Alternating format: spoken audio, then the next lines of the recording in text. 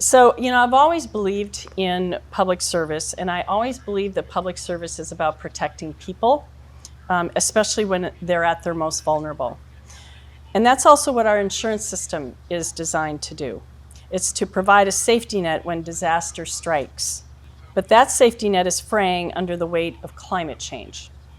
We're seeing more destructive wildfires, more frequent flooding, more prolonged droughts, and these are no longer hypothetical risks. They're happening, they're accelerating, and they're challenging the entire financial and regulatory framework that we have relied on for decades. It's also challenging the insurance industry's framework that they have relied on for decades. I'm Linda Irvine, and I am the chair of the board of Whidbey Climate Action, a group of volunteers here on South Whidbey. We have been really trying to spark conversations, no pun intended, about wildfire risk and sea level rise risk. And we knew that Commissioner Kuderer would have something to say about how we could help as a community come together and confront these issues. So we really wanted to have her here as a way of starting a conversation. Thank you, Kim, and good evening, everyone. It's really a pleasure to be here. And honestly, what you are all doing here in your climate action group is really encouraging to see. We need more of this. It really does start at the community level, and to have such a forward-thinking community constantly working on solutions from inequality and disposable consumer culture to smoke pollution and rising sea levels is simply incredible. So Whidbey Climate Action spun off from the Langley Climate Crisis Action Commission about 2 years ago, and we are a group of South Whidbey residents who want to work with our local government and our neighbors to build a more resilient South Whidbey community. And we are not only working to reduce climate pollution, but we are also working to build stronger ties to make our community more resilient and able to weather whatever climate shocks may be coming our way in the future. We do have an administration that is anti-science and does not believe in climate change. Now, that doesn't mean that we're still not going to make progress on the issue, because I do think the economy in general, businesses have adjusted over the years. That horse has left the barn. But it does mean we're not going to be making as much progress as we need to make. The Office of the Insurance Commissioner and DNR are co-chairing this work group.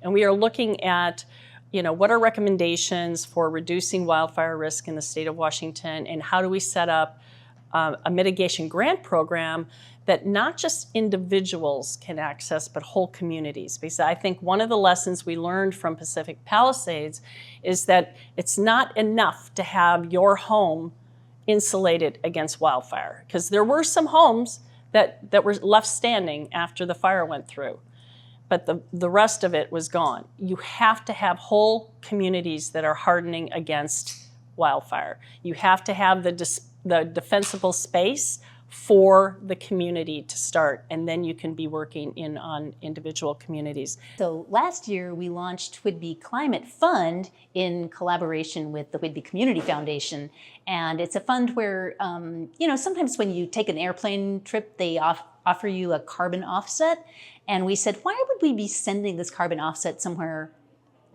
far away where we don't know what's happening with the money? Let's offer people a local option for investing in climate action here. So we have a fund that funds projects that either reduce climate pollution or build climate resilience. And we've already made 4 grants. Yeah, I think we're going to have a lot more grant applications, and also I think we will, as people become aware of the fund, we already have as much money in it as we had last year. After a year, we're getting more funding in, and everybody who comes to Whidbey Island, we're hoping that we can get tourists as well as locals to put their money where their mouth is and invest locally in climate solutions. Okay. Now, because FEMA is being dismantled, the BRIC grant program that Washington State was the 5th largest user of in the country, and the BRIC grants is the Building Resilient Infrastructure program that was administered through FEMA. And this is all preventative based, right? This is all shoring up your levees and in some cases using natural, the natural habitat, like improving wetlands and coral reefs and things like that can help lessen a storm surge and that sort of, take the rainwater when it comes in. Those are kind of things that are being discussed. How do we ensure those natural formations, things like that. I can also tell you another one of the things that I think is really, really important is transparency. And I don't think there's enough transparency between the insurance industry and the insureds. And what do I mean by that? I mean that you get a non-renewal notice and you don't really know why you've been non-renewed. There are general reasons given for why there's a non-renewal notice. But when you really dig, like this person I talked to while I was working to get this job, he found out it was something completely different and something out of his control. So I think it's really important to remember that as we work toward understanding the reasons for wildfires, because there's more than one, we got to control what we can control. Utilities, we need to be looking at them, and then defensible spaces around homes and things that we can be doing as homeowners to improve our insurability and reduce our risk. I think that's the kind of information I want to take out to consumers in partnership with the industry if they're willing.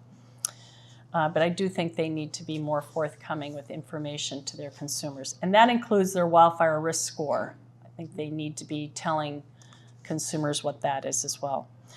I have heard this before, but the reason I was interested in the Insurance Commissioner's Office is because I had been working on an interstate healthcare compact that would help get us toward universal health care outside of Medicare.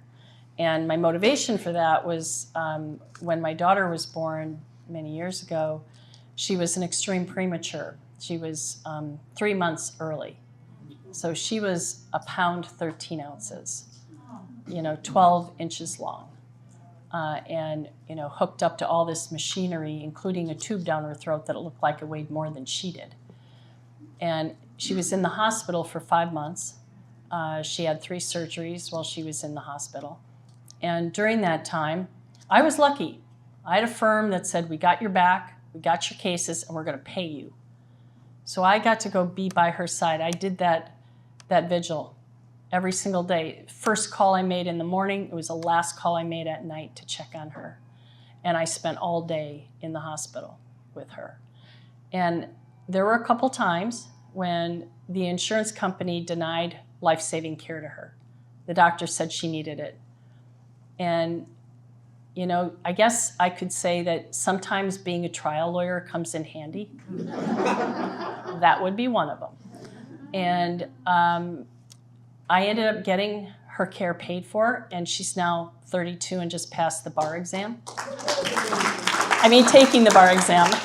That's me wishful thinking there. I also saw other families in the NICU at the same time, and I knew they were doing the exact same thing to them. They had to be. These were $1 million babies, right? When I brought her home at 5 months, there was a letter from the insurance company telling me that my daughter, who was 5 months old and medically fragile for an entire decade, had nearly reached her lifetime cap of health care, right? So this is pre-Obamacare. And I'm telling you, that flipped a switch in me. And I had this realization that we have a morally bankrupt healthcare system, right? And I say that because it puts profit over people. And it was willing to let tiny babies die for the sake of their bottom line. And that to me was repugnant. And so now we are working on what's called a 1333 waiver. And this is through CMS. The federal agency. And the idea would be to allow us to explore creative ways of dealing with what's happening with healthcare, right, in an interstate healthcare compact situation. And I can tell you that I may not ever see it in my lifetime, but I'll die trying. to get us to there, because I do believe that not only is health care a human right, and I do believe that with my core, but it is also one of the best investments we can make. It pays money back to invest in people's health care, to be preventative based as opposed to always being reactive. There's money to be made when you're sick. There's not a lot of money to be made when you're healthy, but what's more fun, right? And so for me, I want to see a preventative based universal system that covers everyone. And remember this too, this is the only country where medical bills are the #1 reason for bankruptcy.